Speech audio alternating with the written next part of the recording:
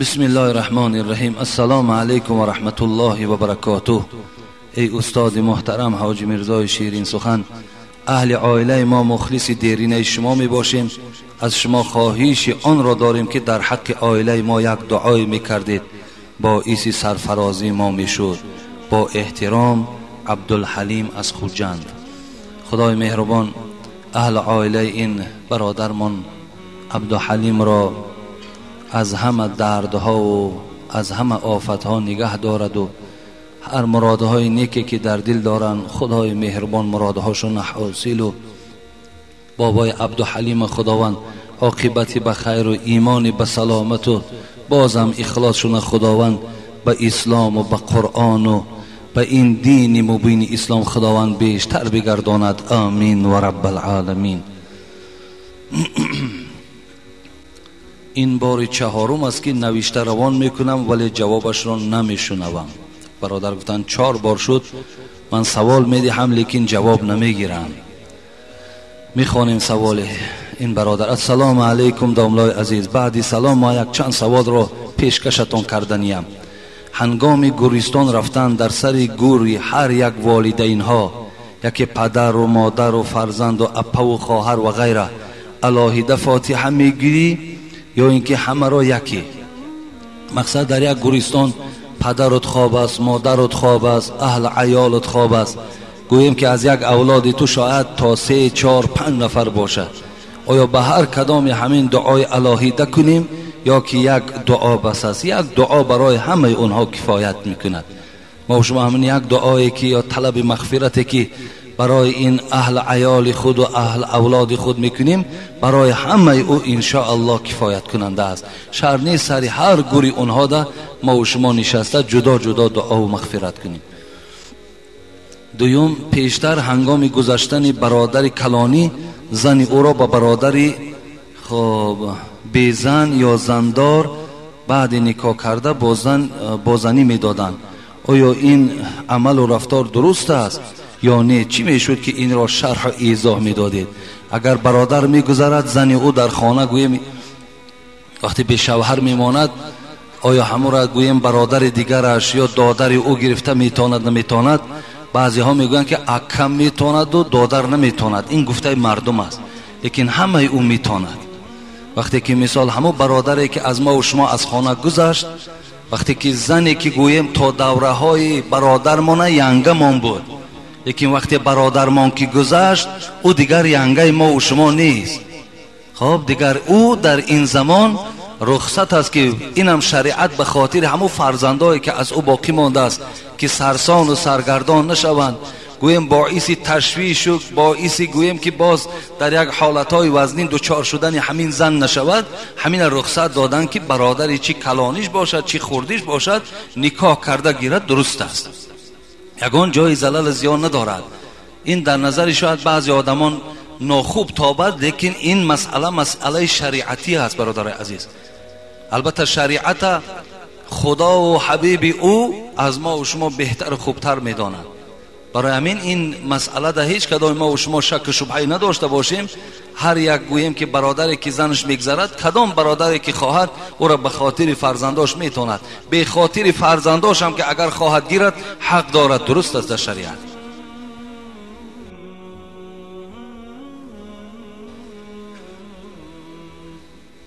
الحمدلله کما ینبغی لجلال وجهه و عظیم سلطانه، والصلاة والسلام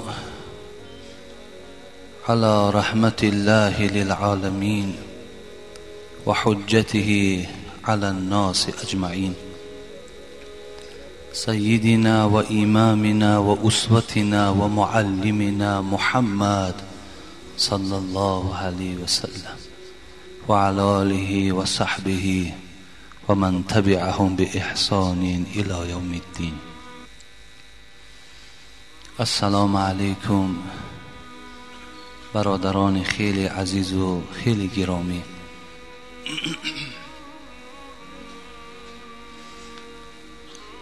پیش از آنی که یک جای ما با شما دعا کنیم میخواستم یک حدیثی را از رسول اکرم صلی الله علیه و سلم به گوش شما رسانم و بعدا ان شاء الله دعا میکنیم.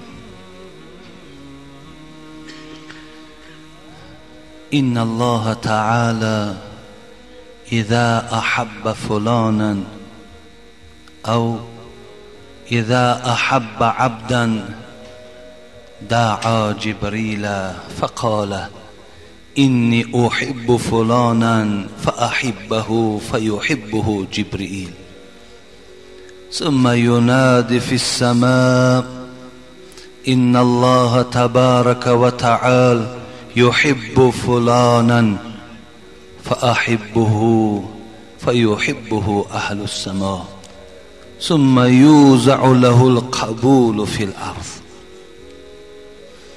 حبیب خدا میگوید پروردگار میفرماید که هر وقتایی که بنده را که من دوست دارم، شما تصور کنین وقتی که خدا بنده را دوست می‌دارد، هر وقتایی که بنده را که من دوست می‌دارم، یکی از ملائکه های مقرب درگاه خود که جبرائیل است او را فریاد میزنم و برای او خبر میدهم اینی احب فلانا، ای جبرائیل آگاه باش که من فلانی را دوست می‌دارم.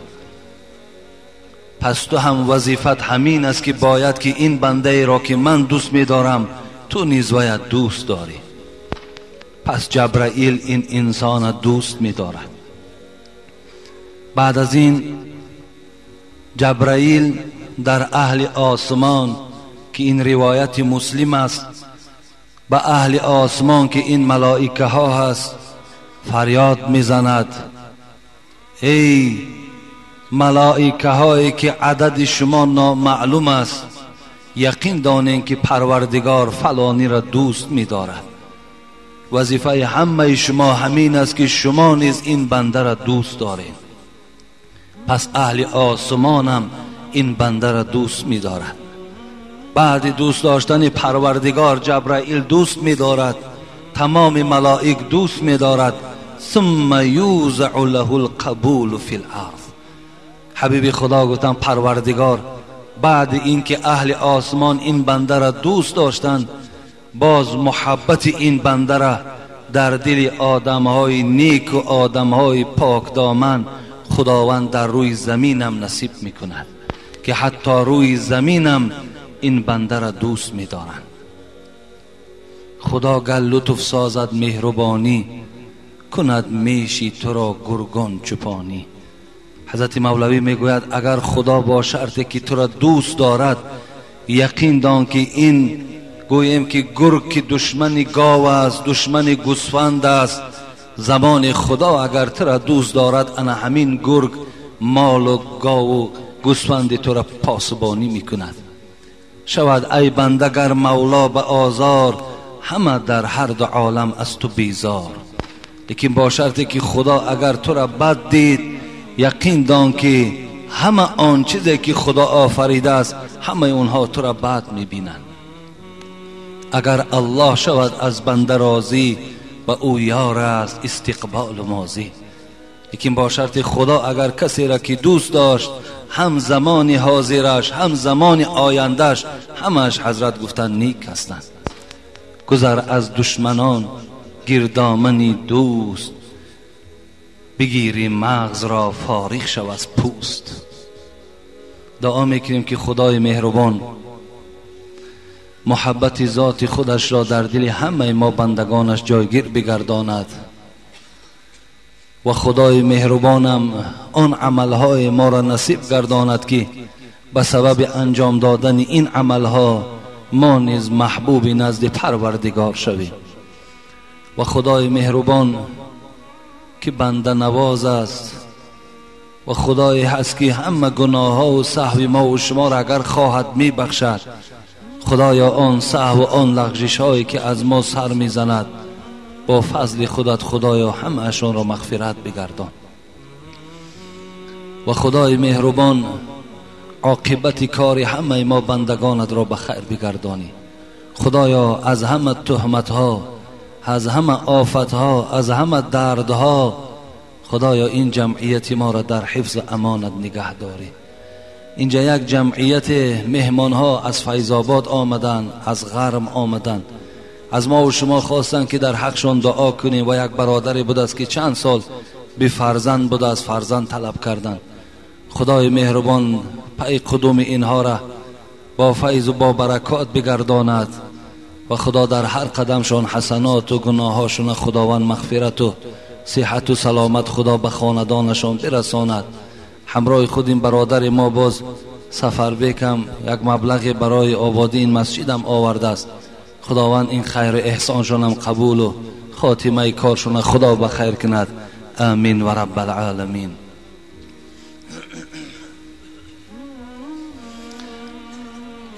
برادرای خیلی عزیز و گرامی، این جمعه که الحال ما و شما حضور داریم، وعده داده بودیم که در اطراف سوال و جواب به شما صحبت میکنم و یکی از موضوعهای خیلی مهم که این سلام دادن و قهری کردن است. من برای شما وعده داده بودم، لیکن از بس که این موضوع پره تیار نبود و پره حل خودش که نیافته بود، من اون سوالهایی که الحال خیلی مهم در نزد من ایستادن اینها را جواب میگردانم و این باب سلام و باب قهری مخصوص یک جمعه که جمعه آینده مخصوص در اطراف این شاید 1 ساعت مکمل صحبت شود، زیرا خیلی موضوع کلان، خیلی آیت ها و احادیث های زیاد در داخل سلام کردنی که امروز ما و شما میکنیم چگونه باشد. اینا ما خواستم یک موضوع خاصه در یک جمعه ما قرار دهیم. الحال دیگر وقتی زیاد نمیگیرم، سوال هایی که وجود دارد در حال همین ها را جواب گویم. میخواهم آغاز صحبت را از سخن معلممان، رهبرمان محمد صلی الله علیه و سلم آغاز کنم. عن ابی هریره رضی الله عنه عن النبی صلی الله علیه و سلم قال: صحابه جلیل القدر، صحابه‌ای که 4 سال همراه حبیب خدا بود، همنشینی که قریب 4000 حدیثی پیغمبر خدا را آزاد حفظ می گفت، این ابو هریره رضی الله عنه بود. می گوید بار از زبان شکرین حبیب خدا شنیدم که می گفت: لقد رأيت رجولا يتقلب في الجنة. این حدیث مسلم است که حبیب خدا می گوید شب معراج، شبی که مرا پروردگارم با دعوت خود پیش خود خواند، این شب من گذر از دوزخ کردم و گذر از جنت کردم. همراه جبرائیل بودم، برای من جنتم نشان داده شد، برای من دوزخم نشان داده شد. حضرت می گوید وقتی که من در جنت در آمدم، رأیت رجولا یتقلب فی الجنه، نگاه کردم یک مردی را هرچی میخواست میخورد، هرچی میخواست می نوشید، هر لباسی که میخواست میپوشید. جنت در اختیار این مرد بود. خیلی خوشم آمد. این چی با شرافت مردی است که پروردگار جنت در اختیار این مرد داده است. وقتی پرسان کردیم این مرد این منزلت و این بزرگی را در جنت از کجا یافت، به چه خاطر؟ برادرای خیلی عزیز و گرامی، این حدیث در صحیح مسلم وجود دارد بسیار بسیار حدیثی هست که ما بعد شنیدن این باید چنگ با این عملی که این مرد زده بود و این درجات را یافت، باید که ما از پی همین عمل باشیم. فی شجرة قطعها من ظهر الطریق كانت تؤذی المسلمین، رواه مسلم. حبیب خدا را گفته شد این مردی که هر چیزی که میخواهد میخورد، هر چیزی که میخواهد میپوشد، هر چیزی که میخواهد مینوشد، هر مکان جنت برای این کشاده است. سبب این درجات یافتنش این است که در همان کوچه‌ای که زندگی میکرد، در راهگذر مسلمان ها یک نوده درخت خم زده بود که همیشه مسلمان ها از این نوده درخت آزار میافت. این مرد به خاطر که این نوده را پاره کنه مسلمان ها از آزار اون نجات یابند، آن نوده را پاره کرد. خدا را خوش آمد، این درجات به این مرد نصیب کرد. برای یک نوده که در همون دیه گویم آزار دهنده چندین برادر مسلمان بود، این مرد یک تبر بود یا داس بود، آمد این نوده را برید، پاره کرد. مردم از آزار این نوده نجات یافتند. خدا برای این جنت در اختیارش داد. ببین چه فضیلت بزرگه. عرضت علی اعمال امتی حسنها و سیئها. شب معراج حبیب خدا حکایه میکند. این حدیثی که الحال میخوانم، این حدیث متفق علیه است. حبیب خدا میگوید شب معراج وقتی نیکی های امتانم و بدی های امت بر من نشان داده شد، فوجدت فی مساویه اعمالها النخاعة تكون في المسجد لا تدفن. این حدیث مسلم است، حدیث متفق علیه نیست بلکه حدیث مسلم است. این نشان در گناهی از همه بزرگ در امتانم همین دیدم که شخص در مسجد توف میکند و این توف را نمیپوشاند.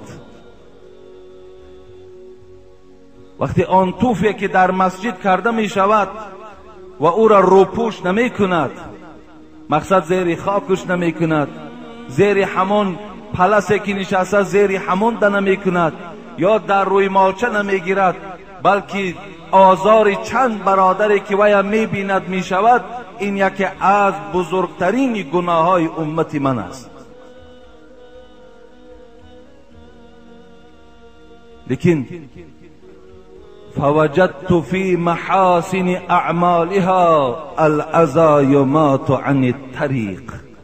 حبیب خدا گو لیکن از همه بزرگترین نیکی ها را در شب معراج بر من نشان دادن این بود که از قد راه چیزی که مردم آزار میدهد انسان باید دور کند. این از همه بزرگترین عمل به سوی پروردگار، محبوب ترین عمل ما و شما به سوی پروردگار همین بود است که آن چیزی که در راه آزار گوی مردم ما و شما می شود و یا از راه دور کردیم، این بزرگترین ثواب دارد. شیخ منصور خدا رحمت کند، مولوی جنون یک حکایه می زند در راست شیخ منصور که بسیار آدم مشهور بودند، آدم خدا ترس بودند، آدم نیکوکار بودند، همیشه سیر شاگرد بودند. شاگردهاش حکایه میکنند که حضرت در خواب دیدیم و برای ما خوابش بیان کرد. وقتی شیخ منصور را در قبر گذاشتند حکایه کرد شیخ منصور. این روایت مولوی جنونی در معدن حالش حکایه میکند. ندای شد چی آوردی به درگاه؟ شیخ منصور میگوید وقتی مرا در قبر گذاشتند یک صدای آمد که ای شیخ منصور به این درگاه پروردگار چی آوردی؟ ندای شد چی آوردی به درگاه؟ چی داری از عبادت قیمتی را؟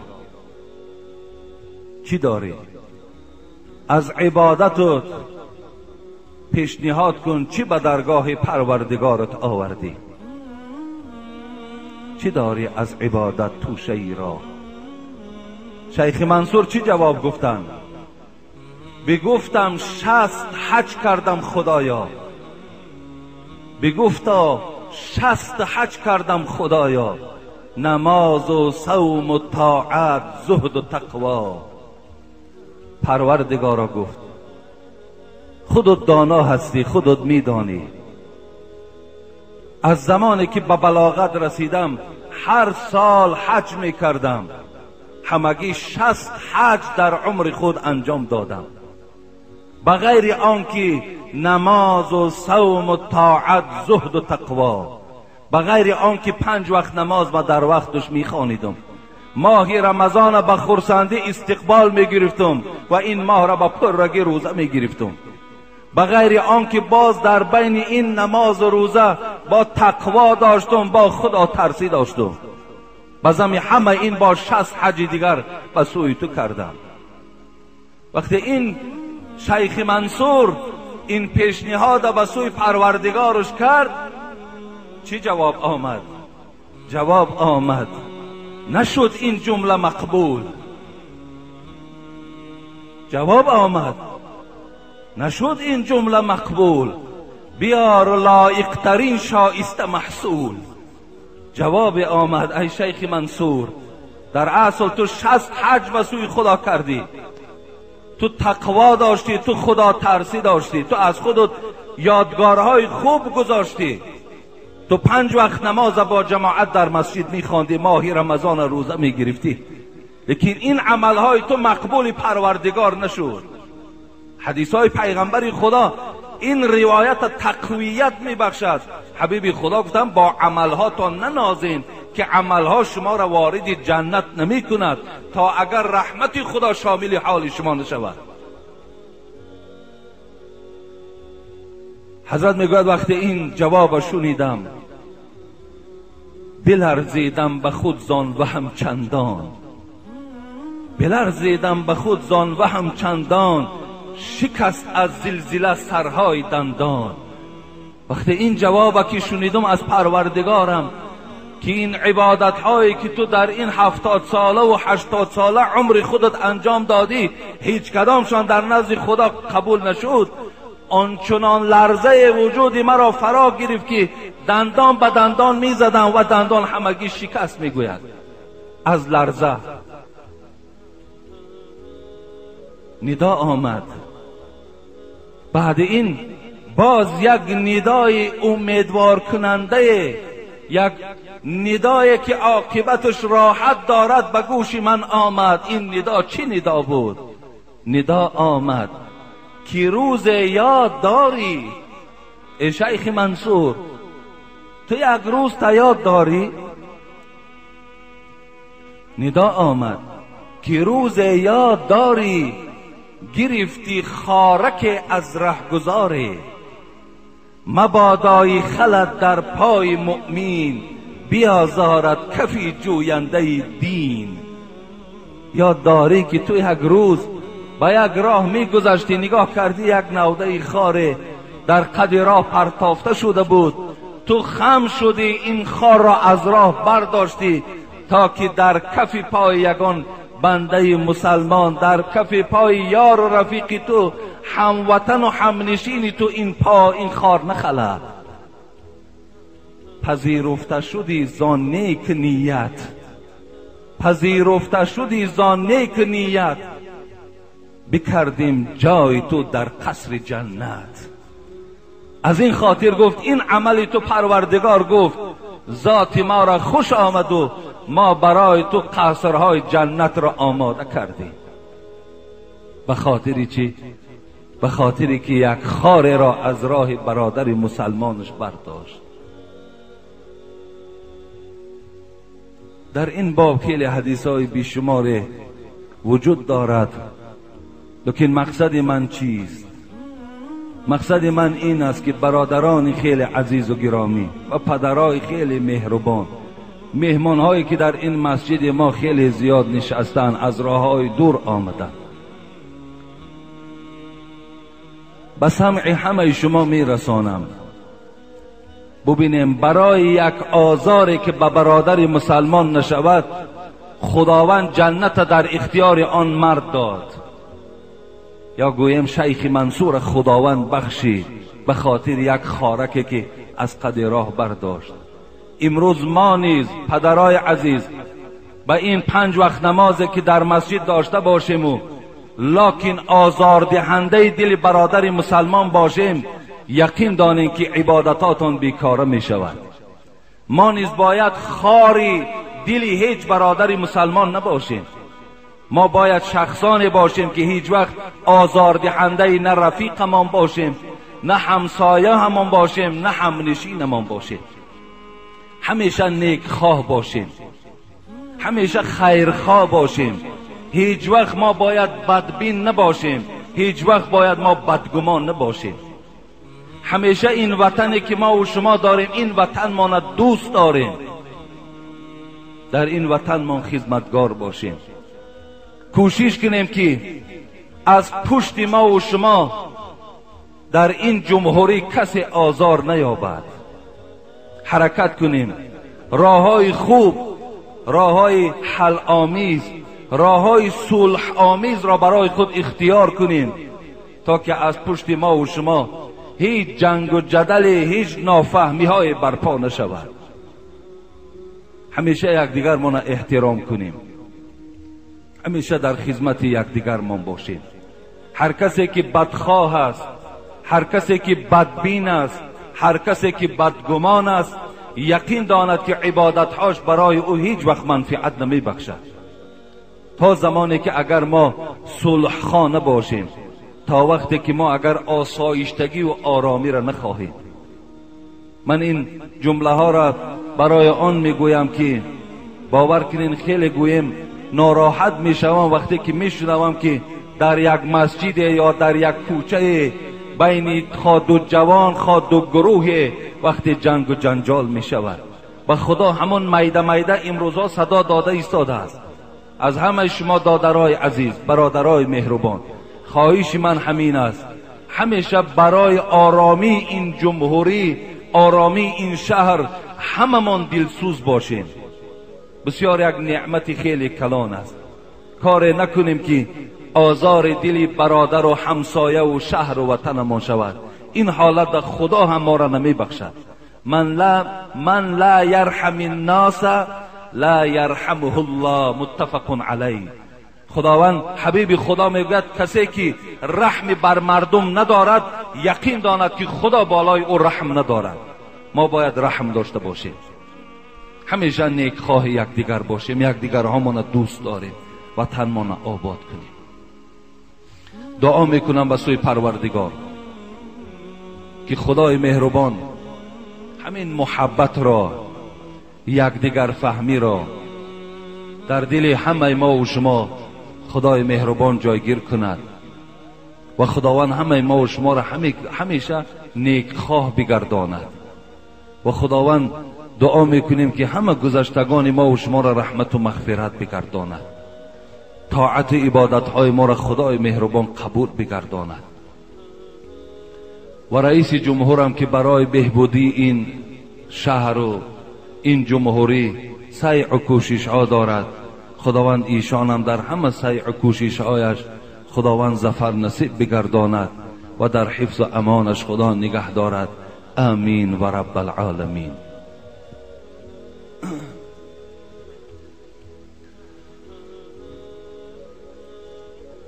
جمعه گذشته برادران خیلی عزیز و گرامی، ما در اطراف شفاعت حبیب خدا صحبت داشتیم که تا جای آمدیم که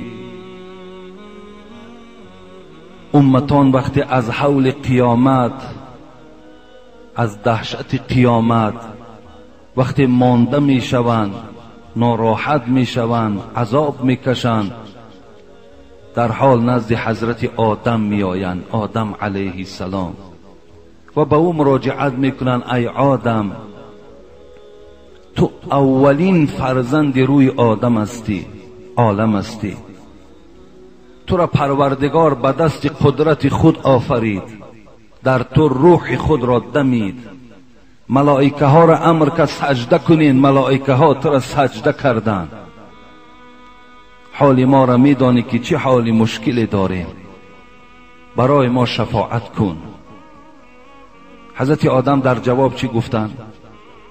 امروز پروردگارم بسیار خشم آلود است، نه در گذشته و نه در آینده اینقدر خشم آلود نبود، لیکن من در حال حیات خود یک خطایی کردم که مرا پروردگار امر کرد که با این درخت نزدیک نشو. من به این درخت نزدیک شدم و از این خطایی خود در خجالت هستم، در خجالت هستم. از این خاطر من شفاعت شما را کرده نمیتوانم، فقط وا نفسی میگویم. جان خود من، راحت خودم را از پروردگار طلب میکنم. همگی پیش حضرت نوح روید، اولین پیغمبر است، از او شفاعت طلب کنید. وقتی نزد حضرت نوح آمدن و با او گفتن ای نوح تو اولین پیغمبر هستی و تو را خداوند لقب گذاشت بنده سپاسگزار، و سوی پروردگار از ما شفاعت طلب کن. حضرت نوح هم آن چیزی که حضرت آدم گفت همون برای گویم که این مردم میرساند و میگوید که ما هر یک پیغمبر به خود یک ساعت اجابت دعا دارد، یک دعای مقبولیت دارد. من به سوی پروردگارم در یک دعای خود در خجالتم که دعا کرده بودم. قال نوح رب لا تذر على الارض من الكافرین دیارا انك ان تذرهم يضل عبادك ولا يلد الا فاجرا كفارا رب اغفر لي ولوالدي ولمن دخل بيتي مؤمنا وللمؤمنين والمؤمنات ولا تزيد الظالمين الا تبارا. این سوره نوح است، آخری سوره نوح. این دعا را میگوید من به سوی پروردگار کرده بودم، از این دعای خود در خجالت هستم. به این خاطر من نیز به سوی پروردگار وانفسی میگویم، فقط آسایش و راحت و نجات برای جان خودم طلب کرده میتونم، شما را شفاعت کرده نمیتوانم. روید همگی پیش حضرت ابراهیم روید، شاید که وی شما را شفاعت کند. این سخن ما جمعه گذشته بود که رسول اکرم انا سید الناس یوم القیامه گفت، من بزرگترین آدم در روز قیامت هستم. وقتی صحابه ها پرسیدن چگونه تو بزرگترین آدم در روز قیامت هستی، و این قصه را رسول اکرم که در صحیح بخاری وجود دارد، این حبیب خدا حکایت کردند که این روز قیامت بالای ما و شما چی می شود؟ برپا می شود. همگی ما و شما پیش حضرت ابراهیم می آییم، پیش حضرت ابراهیم. از حضرت ابراهیم سوال می کنیم ای ابراهیم تو خلیل خدا بودی، از تو ما شفاعت طلب داریم، ما را شفاعت کن، ما را از این دهشت و هلاکت قیامت نجات بده. حضرت ابراهیم هم سخن حضرت آدم تکرار میکند. امروز پروردگارم بسیار خشم آلود است، بسیار قهرآلود است. نه در گذشته و نه در آینده این گونه خشم پروردگار نداشت، لیکن من در حیات خود 3 بار سخن خلاف گفتگی هستم. از این سخنهای خلاف گفتگیم در پیش پروردگارم در خجالت هستم. اینا چی بودند؟ یکم خجالتی که حضرت ابراهیم داشت، تاریخ ها روایت میکند، مفسرای قرآن میگوید شبی که گویم حضرت ابراهیم در یک دوره مبعوث به پیغمبری شد که مردمش همه بود پرست بود. اونا به خود یک عید داشتن، هر سال یک عید پیشواز میگرفتن، لیکن عید اونها بسیار عید به ترتیبانه بود. میگوید صاحبای تاریخ همه عریان میکردن در این عید. وقتی حضرت ابراهیم طلب کردن که در عید ما اشتراک کن، حضرت ابراهیم میگوید به سوی آسمان نگاه کرد. اون زمان ها مردم به ستاره ها باور داشتند. گفت من بیمار هستم، در عید شما اشتراک کردن نمیتونم. اینجا حضرت ابراهیم سخن خلاف گفت و ایلا بیمار نبود، فقط در همون معرکه اشتراک کردن حضرت ابراهیم نخواسته بود. دویم سخن خلافی که گفته بودم، وقتی در مصر همراه سارا میگذشتم، عائله خود چون زنشان بود. از من پرسیدن این کیست؟ حضرت ابراهیم نگفتن این زنی من است، بلکه گفتن این خواهری من است. این سخنم گفت اگرچند که این در اطرافش سخنهای زیاد دارد، من وقتی زیاد نمیگیرم. برای چی این سخنها را حضرت ابراهیم گفتن؟ این سخندم گفت من چه هستم؟ من در خجالت هستم. سیوم خجالتی که حضرت ابراهیم گفتن من در او گرفتار هستم این است که وقتی حضرت ابراهیم بوتهای گویم که همون زمانش شکست بوتها را و تبر وقتی در بوت کلانی در پیش بوت کلانی گذاشت، وقتی از ابراهیم پرسیدن این بوتها را کی شکست؟ ابراهیم گفت انا همون بوت کلانی شکست است. حالا که حضرت ابراهیم خودشان شکسته بودند. برای این سه سخنی که خلاف گفته بودم در نزد پروردگار در خجالت هستم. از این خاطر من شفاعت شما را کرده نمیتوانم. پیش حضرت موسی روید، از موسی شفاعت طلب کنید. حضرت ابراهیم در سه سخنی که اینا حکمت داشتند، برای چی وای دروغ گفته بود؟ اینا حکمت دارد. امروز جوانای عزیز و پدرای مهربان، امروز ما به حکمت ناترسانه دروغ میگیم، به پروایانه دروغ میگیم. حالا که دروغ اینم گویم که عبادت های ما و شما را نابود میکند. حضرت ابی بکرته روایت میکند که حبیب خدا گفتن الا انبئکم باکبر الکبائر. ای مردم مسلمان، حبیب خدا میگوید شما را خبر دهم که کلانترین گناه کدام گناه است؟ قالوا بله یا رسول الله. گفتیم بله ای حبیب خدا، بزرگترین گناه کدام گناه است؟ حبیب خدا چی گفتن؟ الاشراک بالله و عقوق الوالدین. و کان متکیا فجلس فقال الا و قول الزور فما زال یکرروها حتى قلنا لیته سکت. ابی بکرته میگوید گفتیم بله ای حبیب خدا، گناه بزرگ کدام گناه است؟ حبیب خدا گوید یکم شرکی به خدا آوردن، دویم کسانی که در پدر و مادرشان گناهگار میشوند، پدر و مادرشان احترام نمیکنند. الحمدلله که امروز چگونه ای که اولها شکایت ها از فرزندها داشتن، امروز خیلی پدر و مادرای هستند که ریزاگی از فرزندها دارند. و من همیشه به همه شما جوانای عزیز فقط پیشنهاد من همین است که پدر و مادراتان احترام کنین، به قدر پدر و مادراتان رسین. سخنهای وزبینه که بالای شما میگن تحمل کنین، برداشت کنین، انشاءالله خدا شما را اجر میدهد. هیچ وقت به سوی پدر و مادر زبان درازی نکن. اگر تو اخلاص ایمانت کامل باشد، پدر و مادر هرگاه خانه درآید تو پیش او خیزی، به خدا قسم انشاءالله آینده تو نیک است. احترامش کن، حرمتش کن. اگرچه وای تو عالم هم که باشی، وای بی سواد هم که باشد، وای در نزد خدا قدرش از تو بلندتر است. وای احترام کن. حبیب خدا گفتن یکم شرکی به خدا گناهی وزنین است، دویم حقوق پدر و مادر را پایمال کردن. لیکن ابی بکرته میگوید پیغمبر خدا وقتی این سخن میگفت تکیه زده بودند، از تکیه خیستند، در جایشان نشستند و چی گفتند؟ سیوم گناهی که خداوند گویم بنده را به سبب او عذاب میکند این دروغ گفتن است. فما زال یکرروها. صحابه میگوید درو پیغمبر تکراری به تکرار همین گپ میگفت، سخنی دروغ، سخنی دروغ، سخنی دروغ.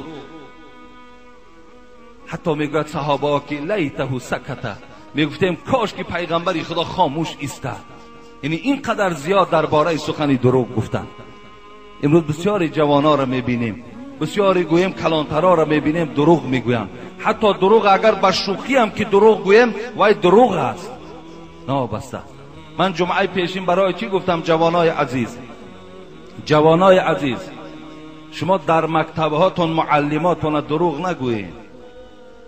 از ما سوال کردین که اگر دروغ گفته و آمده جمعه خانه ما گناهگار میشیم. شما گناهگار میشوید. شما دروغ نگویید. معلمهاتون هم فریب ندهین. وقتی تو معلم فریب دادی این یقین است زبانی تو عادت میکنه. تو پدرتم فریب میدهی، تو مادرتم فریب میدهی، تو یار و رفیقتم فریب میدهی، همه را فریب میدهی. از این خاطر هیچ معلم هم فریب ندهین. همیشه در درساتون باشین، همیشه درساتون خوانین، همیشه کوشش کننده فعال باشین. من خودم اتستاتای من اگر شما تماشا کنین باور که من 3 ندارم از مکتب، همش 4 و 5 است. یگان 3 من در مکتب گرفتگی نیستم. ما 3 میگرفتیم به خدا قسم غمگین میشدیم. امروز جوانی حاضره را من از زبان روسی ها که یگان زبان دیگر میپرسم نمیداند پدر با روسی چی میشود. برای که وای چی است؟ وای بی پروا است. برای که وای معلم شب فریب میدهد. برای که وای گویم در درس ها فعال نیست. اما آینده ما چگونه میسازیم؟ چگونه میسازیم؟ ای حسی وطن دوستداری نیست. وقتی که متخصصای ما از دیگر وطن آیند وای وطن ما را آباد میکند. هیچ وقت متخصصای ما باید از خود مردم ما باشند.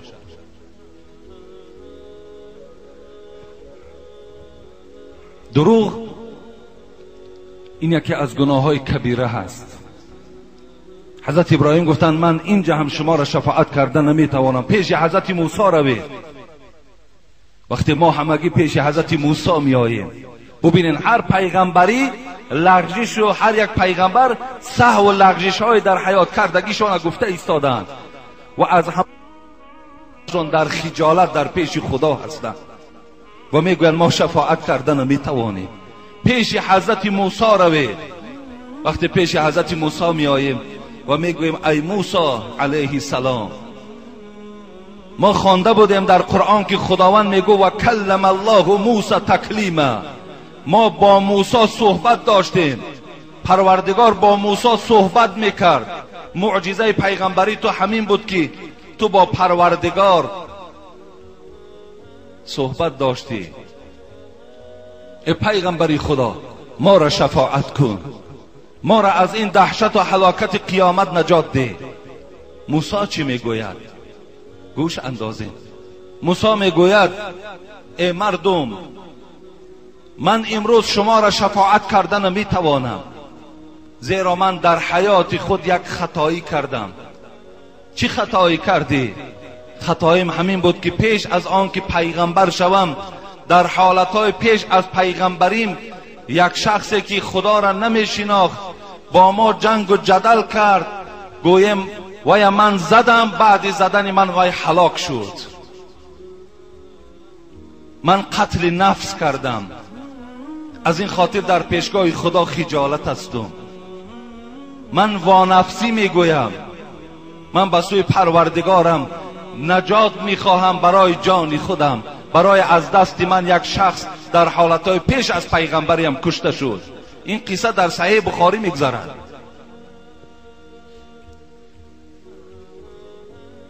قتلم یکی از گناه های کبیره هست. خداوند در سوره نساء آیت 93 و من یقتل مؤمنا متعمدا فجزاؤه جهنم خالدا فیها غضب الله علیه ولعنه و اعد له عذابا عظیما. برادرای عزیز و گرامی، قتل، کشتن یک شخصیت، کشتن یک انسان پروردگار در قرآن بیان میکند. کسی یک نفر قتل میکند 5 عذاب پروردگار برای او در قیامت آماده کرده است. 5 عذاب. چی هستن اینا؟ ببین. خالدن فیها، جهنم، یکم جهنم جای اوست.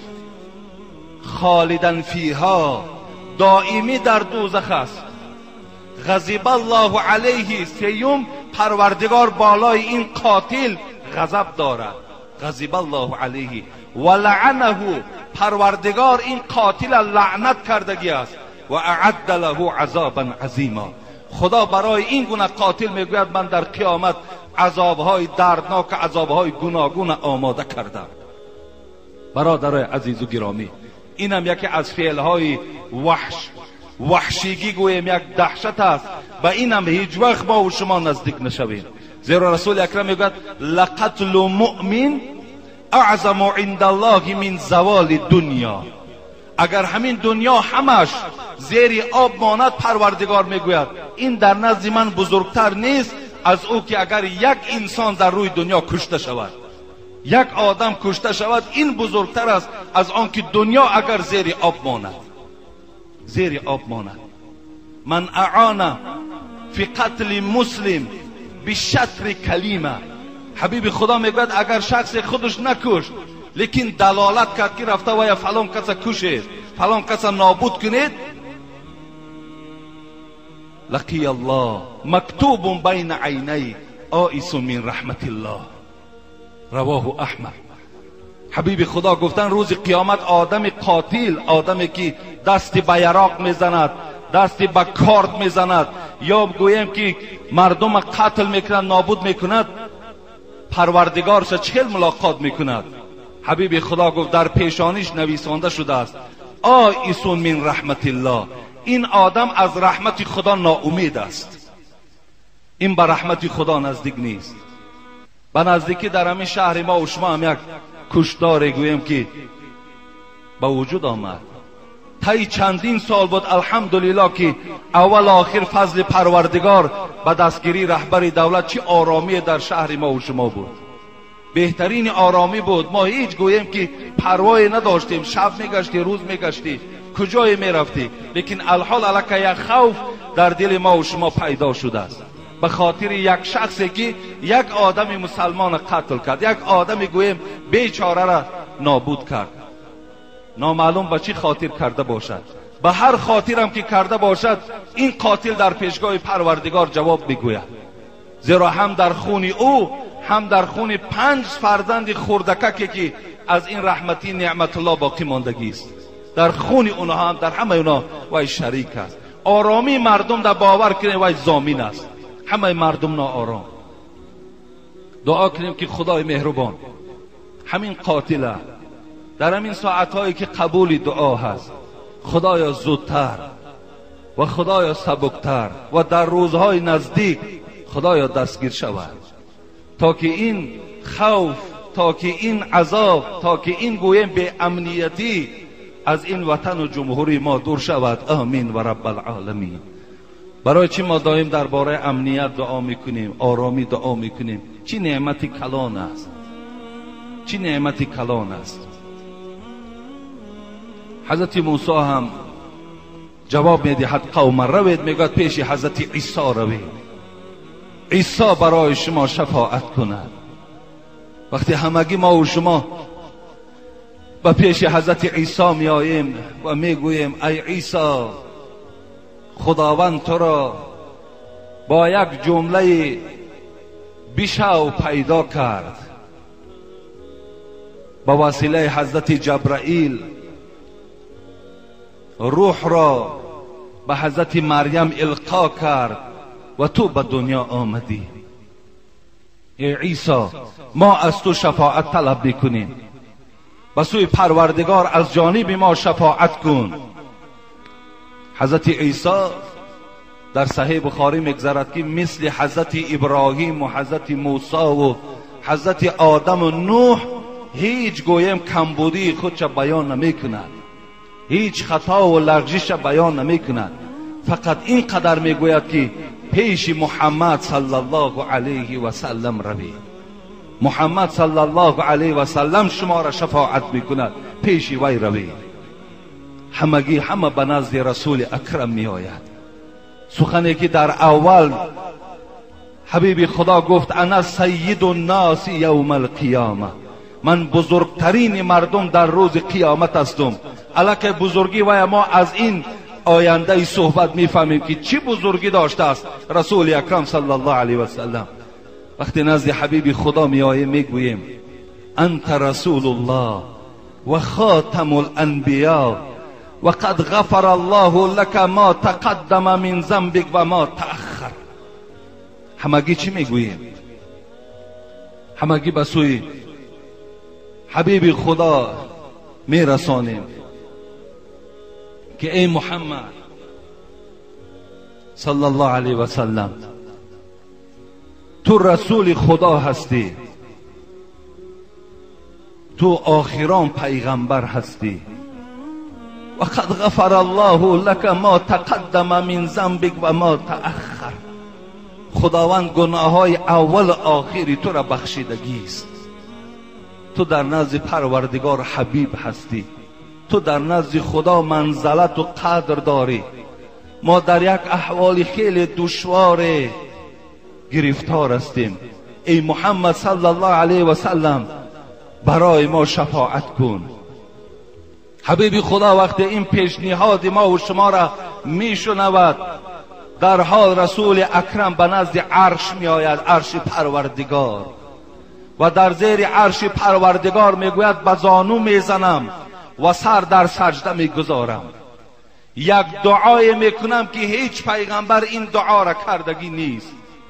حتی در بخاری هم روایت میشود لکل نبی دعوت فارید ان شاء الله ان اختبی دعوت شفاعتا یوم القیامت. صحیح بخاری. حبیب خدا گفت یک دعای دارم که وی پنهان کردم، پنهانش دارم، مخفی نگاهش داشتم تا که در روز قیامت این دعا را در پیشگاه پروردگارم بخوانم. وقتی این دعا را وی حضرت به سر میزند و از پروردگار وقتی خواهش میکند این دعا را بزاره و تولا از پروردگار که میخواهد، در حال چی میشود؟ در حال از جانب پروردگار صدا می آید. چی صدا می آمد؟ یا محمد صلی الله علیه و سلم ارفع رأسک سل تعطى واشفع تشفع. ای حبیب خدا، ای محمد صلی الله علیه و سلم، ارفع رأسک، آنچنان دعای کردی که همه رحمت ما بالای امتت حواله کردم، آنچنان به جانب من تو دعای کردی که همه 99 رحمتی که در روز قیامت داشتم همگیش بالای امتم حواله کردم، بالای امتت حواله کردم. ارفع رأسک، سرت بردار، سل تعطى، خواه هر چی میخواهی بخواه، پروردگار برای تو میدهد. واشفع تشفع، شفاعت کن هر کسی را که میخواهی. وقتی این پیشنهاد پروردگار که حبیب خدا میشنود چی میگوید؟ فارفع رأسی، سرم میبردارم. فاقولو، وقتی سرم میبردارم به سوی پروردگار اولین درخواستی که دارم چیست؟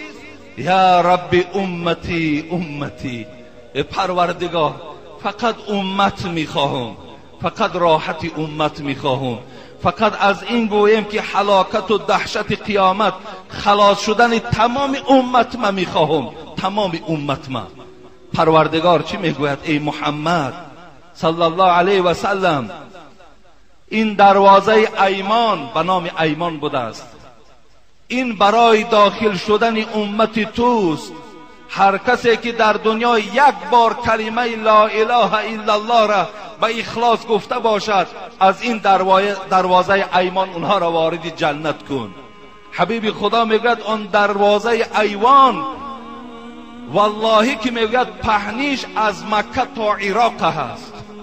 دروازه ایمان میگوید پهنیش از مکه تا عراق این دروازه ها گشاده می شود و ما و شما امتهای گناهگار در این دروازه وارد جنت می شویم.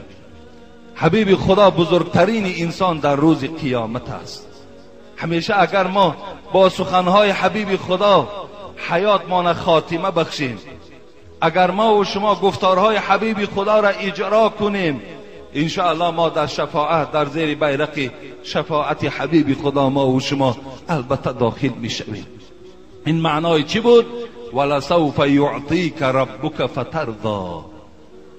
ای محمد زود است که عطا میکنم تو را چیزی که از من راضی میشوی. که این مفسرها چی گفتن؟ گفتن این شفاعت است که حبیب خدا در این صحبت چی گفت؟ اذن لا ارضا و واحدا من امتی فی النار. خدایا از تو راضی نمیشوم تا زمانی که اگر یک امتم در آتش دوزخ باشد، من از تو راضی نمیشوم. این حبیب خدا به سوی پروردگار میگفت است. میگذاریم دوام آیت ده. ولسوف یعطیک ربک فترضی الم یجدک یتیما فآوی الم یجدک یتیما فآوی. پروردگار چی میگوید؟ ای محمد صلی الله علیه و سلم، آیا ما تو را یتیم نیافتیم و برای تو مأوا جایگاه نصیب گردانیدیم؟ ببین ای محمد، ما تو را یتیم یافتیم و برای تو جایگاه، برای تو گویم که یک مکان را برای تو آماده ساختیم. حبیب خدا چگونه خداوند او را یتیم یافت؟ چگونه او را یتیم یافتند؟ یتیم یافتنش این بود که شش ماه میگوید در شکم مادر بود که پدرشان از دنیا گذشتند. 6 ساله شدند که مادرشان عایشه از دنیا گذشت. یتیم، روزهای یتیمی، نه کنار گرم مادر، نه مهربانی پدر، اینها را ندیدند، بلکه تا 8 سالگی در خانه باباش عبدالمطلب، بعد باباش از دنیا گذشتند، خانه عمکش ابو طالب در بابایه رسید، در زیر تربیه عمکش بود. از این خاطر بود که در دوام همین سوره والضحی پروردگار فاما الیتیم فلا تقهر گفت. ای محمد صلی الله علیه و سلم، ما تو را یتیم یافتیم، از این خاطر هیچ وقت بالای یتیم ها قهر نکن، بالای یتیم ها سخنی بلند نگو، هیچ وقت یتیم ها را از نزد خود نران، زیرا که تو اولی آغاز حیاتت از یتیمی شروع شدگی بود. تو یتیم هستی. چوبینی یتیمی سرافکنده پیش، حضرت سعدی میگوید چوبینی یتیمی سرافکنده پیش، مده بوسه بر روی فرزند خویش. وقتی تو میبینی یک یتیم، میبینی نه مادر دارد نه پدر دارد، نگویم کنار گرمی پدر و مادر دیدگی نیست، در پیش یتیم میگوید فرزند خودت را بوسه نده، فرزند خودت را نوازش نکن، زیرا که به یاد این یتیم همون پدر و مادرش می آید، دل وی غمگین که شد، تو در نزد پروردگار گناهگار می شوی. چوبینی یتیمی سرافکنده پیش، مده بوسه بر روی فرزند خویش. الا تا نگیرید که عرشی عظیم بلرزد، بلرزد همه چون بگیرید یتیم. حتی وقتی یتیم گریان می شده است، عرش پروردگار در لرزه می آمده است. لیکن امروز در ما یک مصیبت است برادرای خیلی عزیز و گرامی، همه شما می دانید.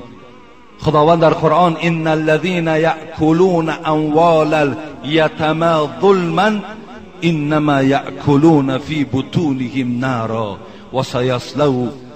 و سیصلون سعیرا. خداوند میگوید آن کسانی که مالهای یتیمها را به ظلم میخورند، آن کسانی که مال یتیم به زور میخورد، به ظلم میخورد، ان الذين یأکلون اموال الیتامی ظلما انما یأکلون فی بطونهم نارا. پروردگار میگوید اینها مال یتیم نه بلکه آتش دوزخ خورده ایستاده اند. کسی که مال یتیم میخورد وی مال یتیم نه بلکه وی آتش دوزخ میخورد و زود است که پروردگار اونها را در آتش دوزخ جایگیر میکند. حبیب خدا میگوید انا و کافل الجنت هکذا و اشار بالسبابه والوسطی. حبیب خدا میگوید من و یتیم هر دو این چونین هستیم، گفته دو انگشت اشاره میکند و فرج بینهما، بین این دو را هم میگیرد، میگوید کسی یتیم احترام میکند، کسی مال یتیم به زور نمیخورد، کسی مال یتیم در راه نادرست صرف نمیکند، در روز قیامت در پهلوی من همچنان نزدیک است. و آخر دعوانا ان الحمد لله رب العالمین.